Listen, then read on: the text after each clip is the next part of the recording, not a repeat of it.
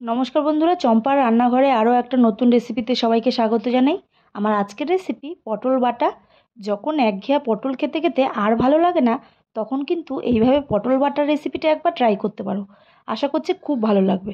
তবে পটল বাটা আর পটলের খোসা বাটা দুটোই কিন্তু আলাদা স্বাদ। তো চলো দেখতে থাকো আমি কিভাবে তৈরি করছি। পটল বাটা করার জন্য আমি এখানে বেশ কয়েকটা পটল নিয়ে নিয়েছি। পটলগুলো দেখো একদম কচি। এবারে দেখো একটা পটলের দুদিকটা আমি কেটে নিয়েছি। বটির সাহায্যে এরকম করে একটু চেঁচে পটলগুলোকে আমি টুকরো টুকরো করে কেটে নেব। খোসাটা সমেতই আমি রাখবো। পটল বাটা করার জন্য এরকম দেখো কচি পটলটাই কিন্তু খেতে অনেক স্বাদ হয়। সবগুলো পটল আমি কেটে নিয়েছি। এবারে দেখো একটা কড়াইয়ের মধ্যে আমি কিছুটা পরিমাণে জল দিয়ে দিচ্ছি। জলটা খুব অল্পই দিতে হবে। এবারে জলের মধ্যে কেটে রাখা পটলগুলো আমি দিয়ে দেব।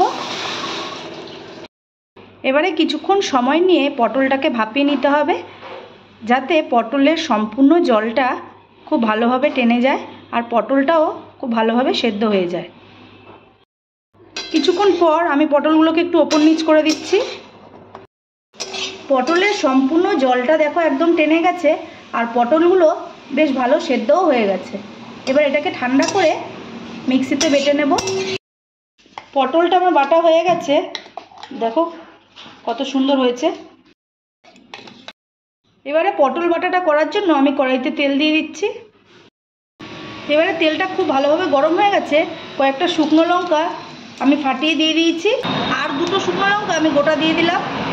এবারে শুকনো লঙ্কাটাকে খুব ভালোভাবে একটু ভেজে নেব। দিয়ে দেবো 1 চামচ কালো জিরে। কালো জিরেটাকেও খুব ভালোভাবে একটু ভেজে নেব। এবারে দিয়ে দেবো কুচানো রসুন।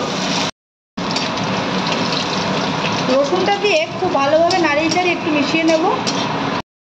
এবারে দিয়ে দিচ্ছি দুটো কুচনো পেঁয়াজ। পেঁয়াজটাকেও খুব ভালোভাবে ভেজে নেব। পেঁয়াজটা সুন্দর লাল লাল করে ভাজা হয়ে গেছে। এবারে আমি এর মধ্যে দিয়ে দেবো স্বাদ মতো নুন, দিয়ে দেবো পরিমাণ মতন হলুদ, দিয়ে দেবো কাশ্মীরি লঙ্কার গুঁড়ো। এবারে খুব ভালোভাবে মশলাগুলো মিশিয়ে নেব। খুব ভালোভাবে মিশিয়ে নিয়েছি। এবার আগের থেকে বেটে রাখা পটলটা আমি দিয়ে দেবো।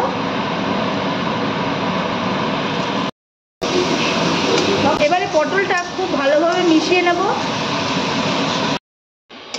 এবারে দেখো এইভাবে নাড়িয়ে চাড়িয়ে পটলের যে জলটা আছে সম্পূর্ণ জলটা কিন্তু শুকিয়ে ফেলতে হবে।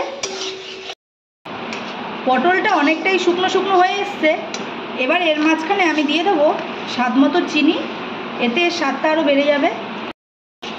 চিনিটা দিয়ে আবারও খুব ভালোভাবে নাড়িয়ে চাড়িয়ে মিশিয়ে নেব। পটলটা দেখো একদম শুকিয়ে গেছে আর পটলটা দেখো কড়াইয়ের গায়ের থেকে ছেড়ে আসছে। পটল বাটাটা আমার একদম রেডি। এবার এটাকে আমি নামিয়ে নেব। তৈরি হয়ে গেল সুস্বাদু পটল বাটা। আমি গ্যারেন্টি দিয়ে বলতে পারি এইভাবে একবার পটল বাটা খেলে মুখে লেগে থাকবে। তো বন্ধুরা, কেমন লাগলো তোমাদের কাছে আমার এই আজকের ভিডিওটা? যদি ভালো লেগে থাকে লাইক কমেন্ট শেয়ার করে দিও।